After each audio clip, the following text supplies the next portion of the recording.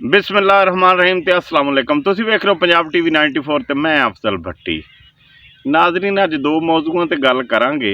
एक तो गरीब बंदे जिहड़े आ पिंडां थावां 'च विआह करदे ने ते फिर वो दावत दिंदे ने आप दा नक रखण दी खातर ते वो फिर औखे हुंदे ने ते जिहड़े वो लोग दावत खाण वास्ते आउंदे ने वो की आपदा किरदार अदा करके जाते हैं, वो किन्ना क निंदा पा के जाते हैं। एक तो उहदे ते गल करांगे। दूसरी गल आ एंकर हज़रात ते करांगे। आ जिहड़े ना प्राइम मीडिया ते बहिंदे ने बड़े वड्डे वड्डे एंकर, सारे नहीं, जदों भी मैं कोई गल करां तो उहदे सारे लोग एक जैसे नहीं होंदे। हर शोबे दे विच अच्छे बुरे लोग होंदे ने। ये वो चंद लोग ने जिन्हां दे विच मैं बहुती है। मैंने ये कर दिया, मैंने वज़ीर आज़म से कहा ये कर लो, मैंने वज़ीर आला से कहा ये कर दो।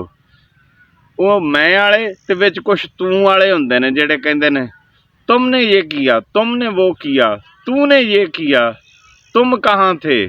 वो जदों बंदा बैठा होवे ना आप किसी वड्डे चैनल ते तो पूरी दुनिया वेख रही होंदी, तुसी एक अच्छा वो देना हुंदा है तासर, एक तमीज़ ना बोलना हुंदा है। ये कहंदे ते गल करांगे एक विआह ते पहले विआह ते करदे। अगले दिन एक गरीब दोस्त सी साडा, माड़ा दोस्त सी, उहदी बेटी दी शादी सी। मैं भी उत्थे गया होया सी। वो जदों ना निंदा पाउण लगे, मैं भी आपदे हिसाब नाल निंदा पाया। ते जदों निंदा पाउण लगे ना तो मैं उत्थे नोट किया कि पूरी फैमिली आई हुई सी ते 500 रुपया निंदा। सब तो पहले तो मैं इस चीज़ के खिलाफ हाँ, मैं ज़ाती तौर पर, तुहाडा नहीं मैनूं पता, लेकिन बहुते लोग इस चीज़ के खिलाफ ने कि आ जिहड़ा ना दावत वाला प्रोग्राम ही नहीं होना चाहिए। बरात भी जावे कोई 10-12 बंदियां दी, 15 दी हद 20 बंदियां दी, 20 बंदियां नूं बच्ची वाले खाना शाना देण ते आप दा चुप करके वापस आ जाण। जिहड़ी आ पिंड दी रोटी कहनी हुंदी ना, पूरे पिंड दी 30-40 देगां पकाउणियां हुंदियां ने ते फिर 6-6 डिशां हुंदियां ने। गोश्त हुंदा वड्डा हुंदा, चिकन हुंदा है, कईयां ने फिर नाल चिकन पकौड़ा ही बनाया हुंदा है। चावलों दियां कोई 2-2.5 डिशां हुंदियां ने, खीर हुंदी है, रोटी हुंदी, नान हुंदा, कोक हुंदी है। अजकल तो दूसरा पानी पींदे ही नहीं, मिनरल वाटर पींदे ने। तो एक बंदे ते अगर एक बंदा खाना खावे ना, मोटे जिहा हिसाब लाइए तो एक बंदे ते बकरे दे गोश्त की नहीं मैं गल करदा, वड्डे गोश्त की गल करदा ते चिकन दी मोटा जिहा हिसाब लाइए ना तो एक बंदे ते 2000 रुपया खर्च आउंदा है पर हैड। आ जिन्ने मैं डिशां गिना दी तो वध ही खर्चा आउंदा होएगा। घट तो घट ही 2000 रुपए का खाना जिहड़ा ना एक बंदा खा जांदा है। ते जदों निंदा पाउंदा ना 500 रुपया तो बड़ी तकलीफ हुंदी है। पहली गल तो ये दावत होनी ही नहीं चाहिए, सदना ही नहीं चाहिए। बच्ची की शादी है तो बरात आवे, जिहड़े नाल 5-10-20 बंदे ज़्यादा तो ज़्यादा इन्ने होने चाहिए ने कि आप दा शादी करके वो खाना खाण शादी करके लै जाण। कोई पिंड वालियां दी दावत नहीं होनी चाहिए। तो जे अगर है भी तो यार दौर किहड़ा जा रहा है, घट तो घट 2-2.5 हज़ार तो निंदा पाओ ना। इस महंगाई के दौर दे विच तुसीं घट तो घट 2000 निंदा पाओ। ये पिंडां दी मैं गल करना।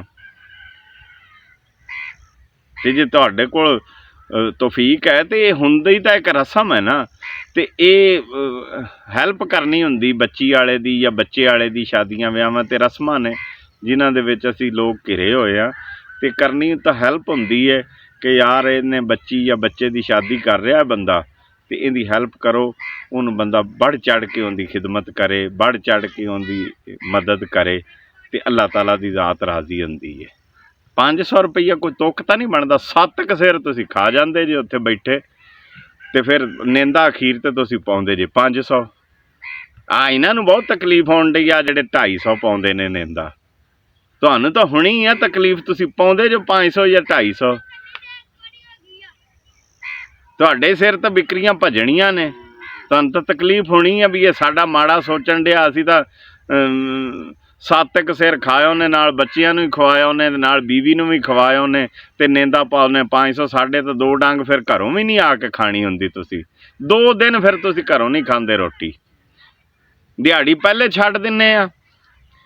ਤੇ ਵਿਆਹ ਵਾਲੇ ਘਰੋਂ ਖਾ ਕੇ ਤੇ 2 ਦਿਨ ਬਾਅਦ ਹੀ ਤੁਸੀਂ ਨਹੀਂ ਖਾਣੀ ਹੁੰਦੀ, ਤੇ ਕਦੀ ਕਦੀ ਬਿਮਾਰ ਵੀ ਹੋ ਜਾਂਦੇ ਨੇ, ਫਿਰ ਮੰਜੀ ਵੀ ਉੱਥੇ ਡਾਈ ਹੁੰਦੀ ਲੈਟਰੀਨ ਦੇ ਬੂਹੇ ਅੱਗੇ, ਤਬੀਅਤ ਜੋ ਖਰਾਬ ਹੋ ਜਾਂਦੀ। ਕੋਈ ਖਿਆਲ ਕੀਤਾ ਕਰੋ ਯਾਰ, 500 ਨਿੰਦਾ ਨਾ ਪਾਇਆ ਕਰੋ। ਜੇ ਕਿਸੇ ਵੱਲ ਜਾਓ ਤੇ ਕੋਈ 2000 ਨਿੰਦਾ ਪਾਇਆ ਕਰੋ, ਨਹੀਂ ਤਾਂ ਗਏ ਹੀ ਨਾ ਕਰੋ। ਆਹੋ, ਮੈਨੂੰ ਬਹੁਤ ਅਗਲੇ ਦਿਨ ਗੁੱਸਾ ਚੜਿਆ ਜਦੋਂ ਮੈਂ ਉੱਥੇ ਵੇਖਿਆ ਲੈਣ ਹੀ ਲੱਗੀ ਹੋਈ ਸੀ 500 500 500। ਕੋਈ ਗੱਲ ਕਰਨ ਵਾਲੀ।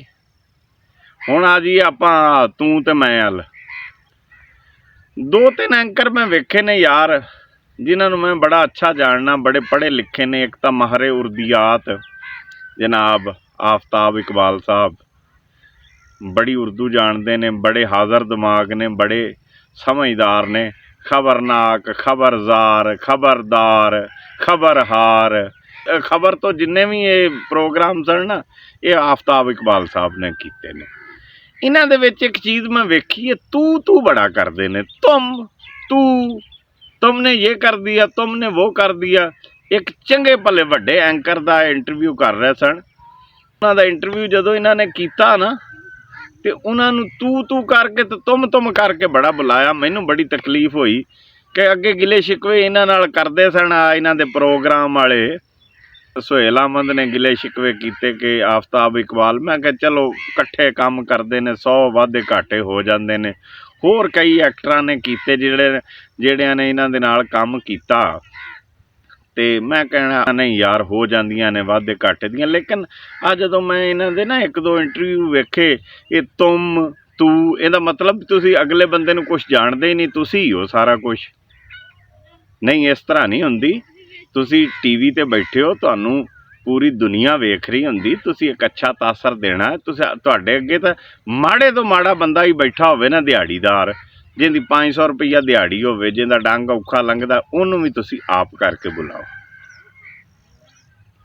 ਇਹ ਤਾਂ ਨਹੀਂ ਕਿ ਤੂੰ ਉਹ ਅਗਲੇ ਭਾਈ ਤੁਹਾਨੂੰ ਫਿਰ ਚੰਗਿਆ ਨਹੀਂ ਜਾਣਦੇ, ਫਿਰ ਲੱਤ ਤੇ ਲੱਤ ਰੱਖ ਕੇ ਬਹਿ ਜਾਂਦੇ ਹੋ, ਫਿਰ ਤੁਹਾਨੂੰ ਚੰਗਿਆ ਨਹੀਂ ਜਾਣਦੇ। ਉਹ ਕਹਿੰਦੇ ਨੇ ਆਕੜ ਹੀ ਬੜੀ ਹੈ।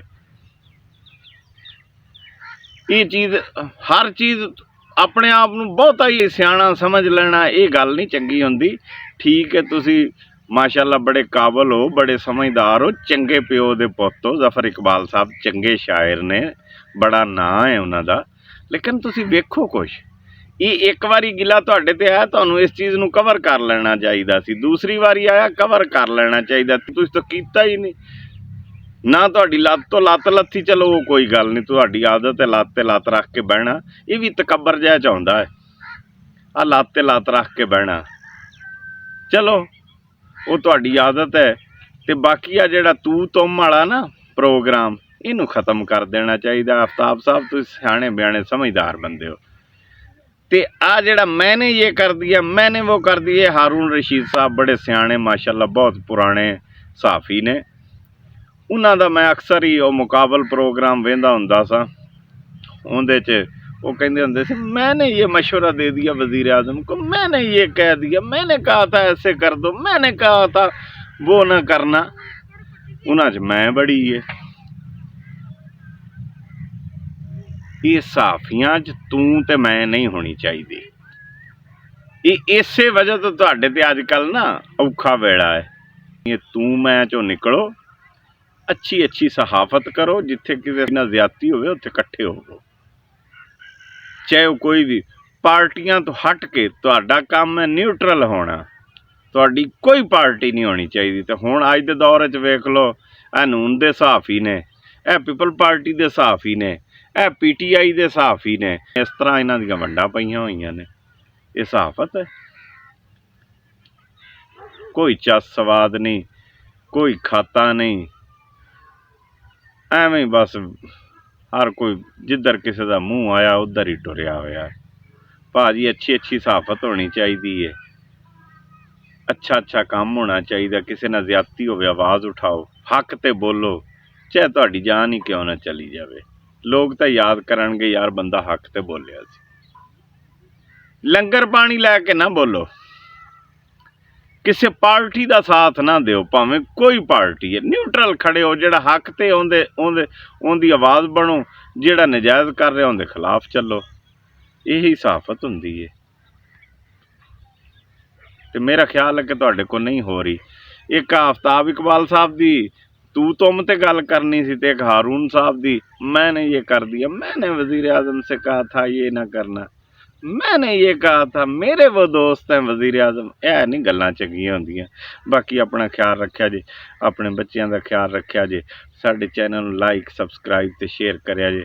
ਰੱਬ ਰੱਖਾ।